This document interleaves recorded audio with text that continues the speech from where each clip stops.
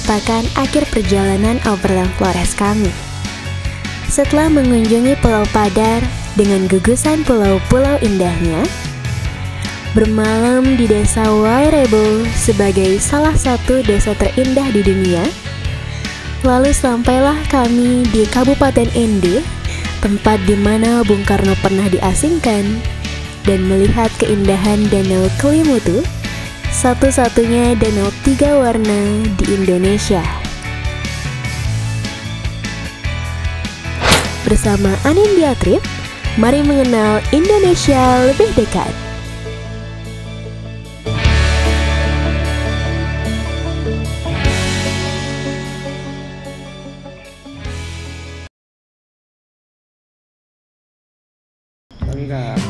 Sesuai rencana hari sebelumnya, hari ini kami berangkat pukul 4 subuh menuju destinasi.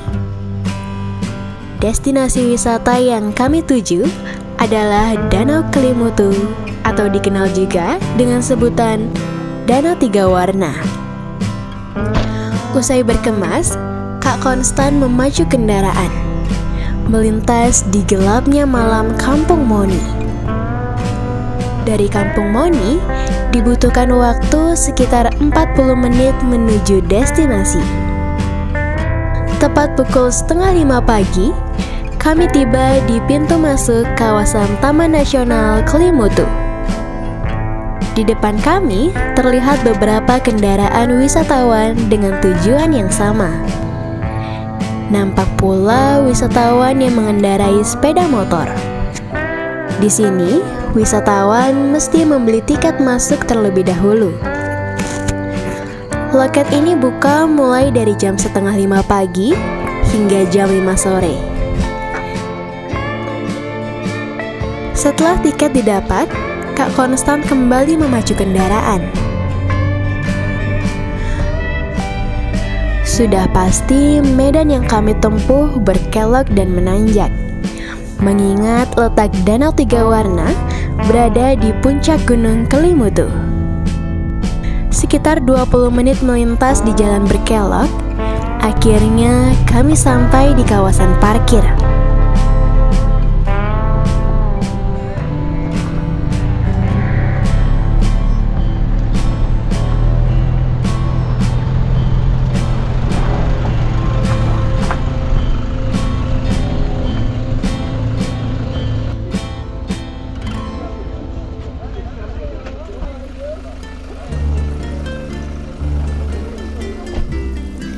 Kami mempersiapkan bekal minum terlebih dahulu, karena sesaat lagi kami akan melakukan trekking menuju puncak Gunung Kelimutu.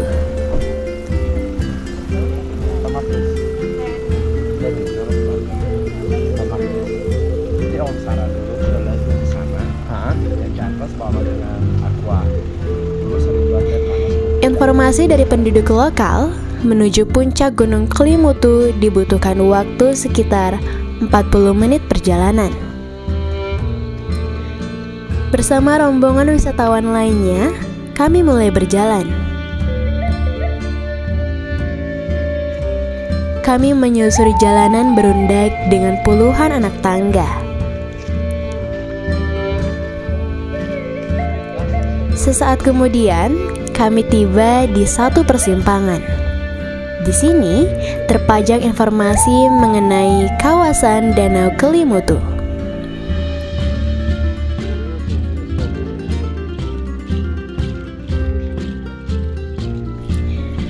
Dari sini dibutuhkan beberapa menit lagi menuju puncak gunung. Kontur jalan menuju puncak bervariasi, kadang landai, kadang menanjak dengan puluhan anak tangga. Itu pula yang membuat kami merasa lelah. Sesekali kami harus berhenti sejenak untuk minum dan juga mengatur nafas. Setelahnya, kami kembali melanjutkan perjalanan.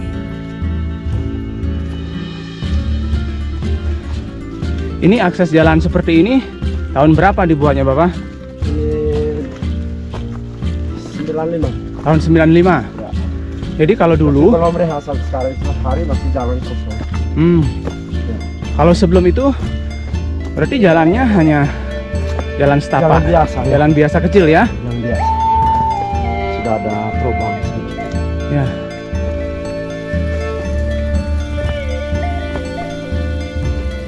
Setengah jam berjalan kaki, akhirnya kami tiba di puncak Gunung Kelimutu.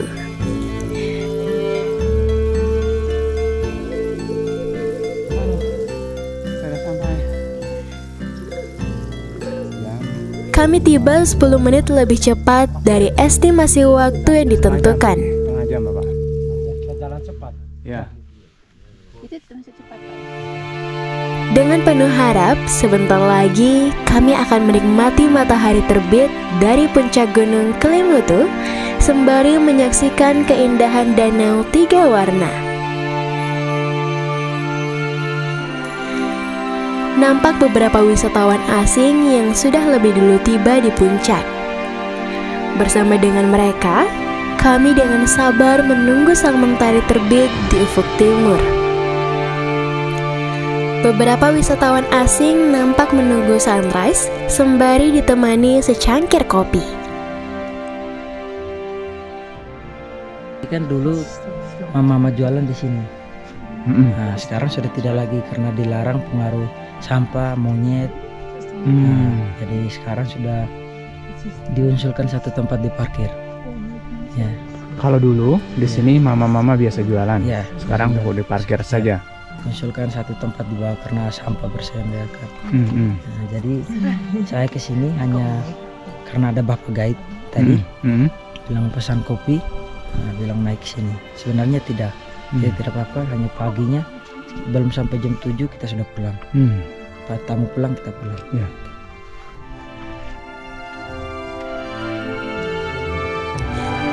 Keindahan sunrise sudah terlihat. Walau tidak sempurna karena berselimut kabut, hal tersebut sama sekali tidak membuat kami kecewa.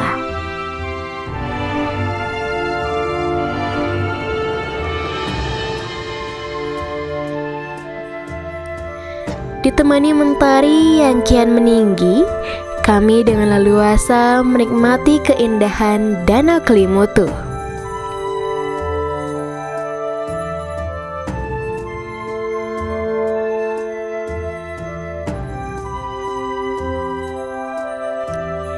Kelimutu merupakan gabungan kata dari keli yang berarti gunung dan mutu berarti mendidih. Saat ini, 3 warna Danau Kelimutu telah mengalami perubahan. Kata pemandu, hal tersebut disebabkan oleh kandungan belerang yang ada di dalam kawah. Saat kami berkunjung, air danau yang berwarna merah sudah tidak ada lagi. Kini berubah menjadi warna biru. Sementara danau yang berwarna putih masih tertutupi oleh kabut. Menurut kepercayaan masyarakat setempat, 3 warna danau tersebut memiliki nama dan makna yang berbeda. Tiwi Atambupu yang merupakan danau berwarna putih dan dipercaya oleh penduduk sekitar sebagai tempat berkumpulnya jiwa-jiwa orang tua yang sudah meninggal. Tiwu Nuang Murikofai adalah danau yang berwarna biru dan dipercaya penduduk lokal sebagai tempat berkumpulnya jiwa-jiwa muda yang telah meninggal. Jika dilihat dari ketinggian, warna danau ini adalah hijau lumut kebiruan. Tiwu Atapolo yang merupakan danau berwarna merah dan penduduk sekitar percaya bahwa danau ini adalah tempat berkumpul bagi jiwa-jiwa orang yang meninggal dan melakukan kejahatan semasa hidupnya. Mengutip dari beberapa sumber, kawasan objek wisata NTT ini dulunya ditemukan oleh warga negara Belanda, Leo van Sachstellen, sekitar tahun 1915 dan akhirnya menarik para wisatawan asing untuk datang berkunjung. Pada 26 Februari 1992, danau ini kemudian dijadikan tempat konservasi nasional alam Kelimutu. Lokasi danau ini berada di Desa Pemo, Kecamatan Kelimutu, Kabupaten Ende, Pulau Flores, Nusa Tenggara Timur.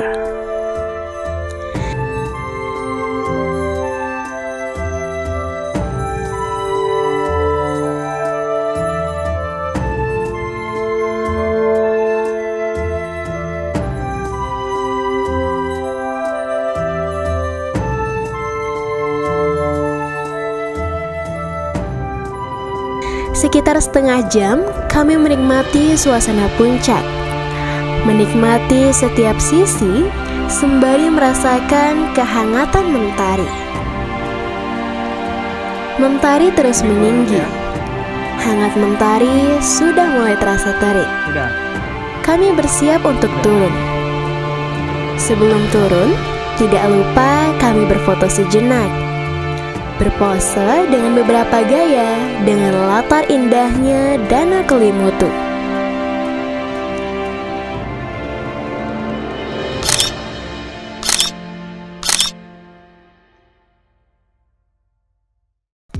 Setelahnya, kami pun turun. Saat ini belum pernah ada orang yang turun ke kawah. Saat turun, kami baru menyadari ternyata di kiri dan kanan, di mana kami tadi berjalan menuju puncak pemandangan begitu indahnya. Nampak dari kejauhan permukaan danau berpadu dengan pemandangan pegunungan serta pancaran mentari pagi.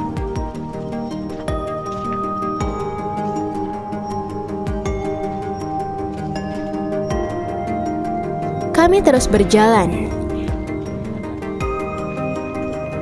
hingga akhirnya kami mulai melewati rimbunnya pepohonan.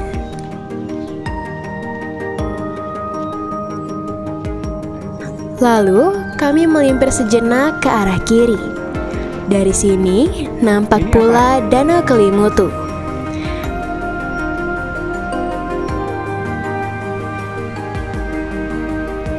Namun puncak ini bukanlah pilihan favorit wisatawan karena sunrise tidak begitu terlihat dari puncak ini. Di sini kami hanya sebentar.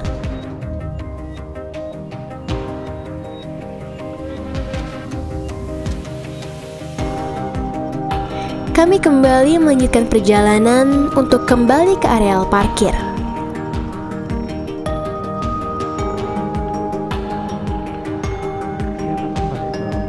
Kami berjalan di bawah rimbunnya hutan pinus.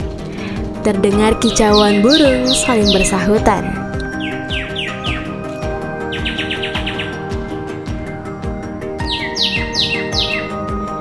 Mendekati pukul 7:30 pagi, kami tiba di areal parkir.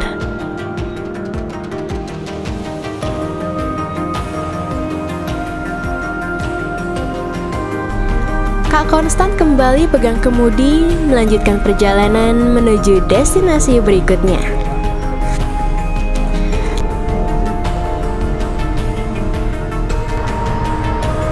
Setelah melewati jalan berkelok dengan pemandangan yang indah, akhirnya kami tiba di satu pasar tradisional.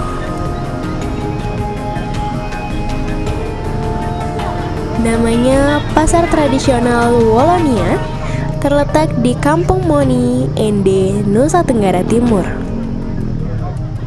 Tidak nampak adanya bangunan permanen. Para pedagang menggelar dagangannya di bawah payung ataupun terpal yang didirikan secara darurat. Kami dibuat penasaran. Akhirnya kami berhenti sejenak, mencoba bertransaksi membeli makanan ataupun buah yang akan kami jadikan bekal perjalanan menuju kota Ende. Uniknya, berbelanja di pasar tradisional ini adalah tidak adanya satuan resmi dalam bertransaksi. Jika pada umumnya kita membeli tomat satuannya adalah gram atau kilo, maka di pasar tradisional ini satuannya adalah piring. Satu piring dihargakan Rp5.000.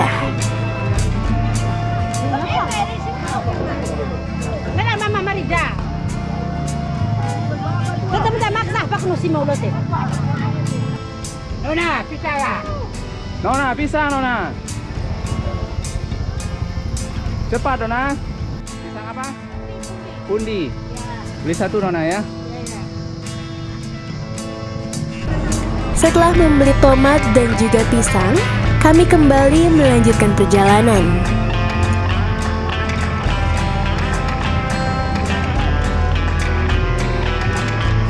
Hal menarik lainnya yang kami sering jumpai di Pulau Flores adalah masyarakatnya yang menggunakan moda transportasi umum sebagai alat transportasi yang utama.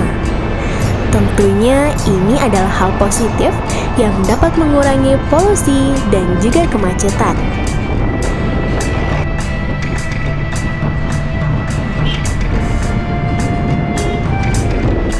Dua jam melewati jalanan berkelok dengan pemandangan khas Trans Flores, akhirnya kami tiba di kota Ende.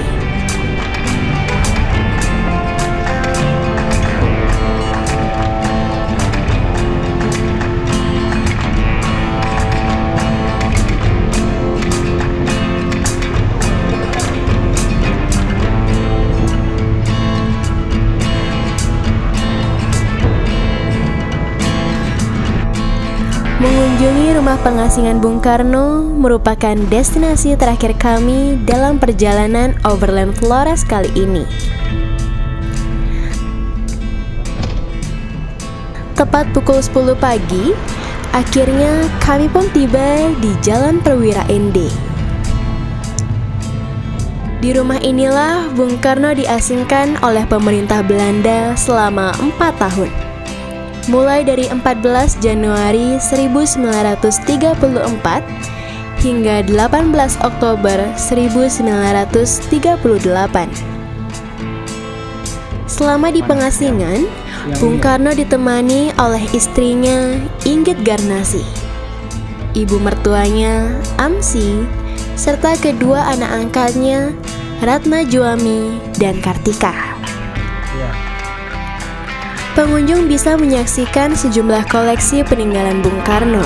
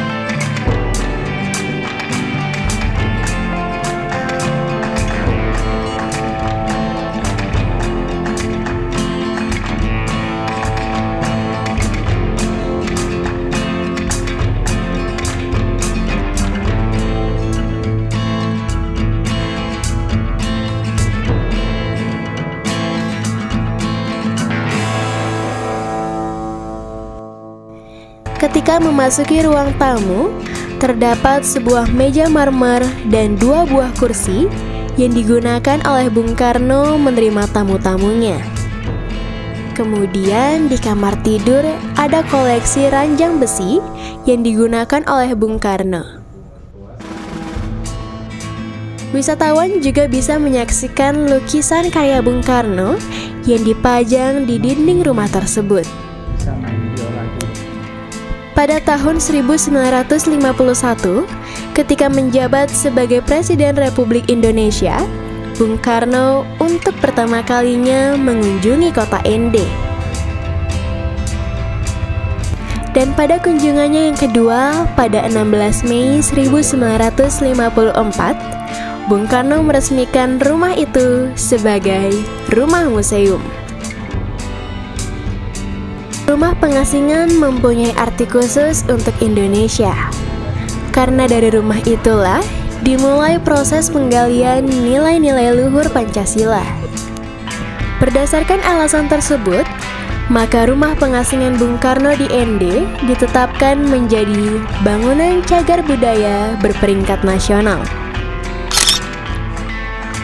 Tuntas sudah trip mengenal Indonesia lebih dekat edisi Overland Flores. Rasa syukur tak hentinya kami ucapkan. Perjalanan yang lancar dan banyaknya pengalaman dan hal-hal baru yang kami dapatkan.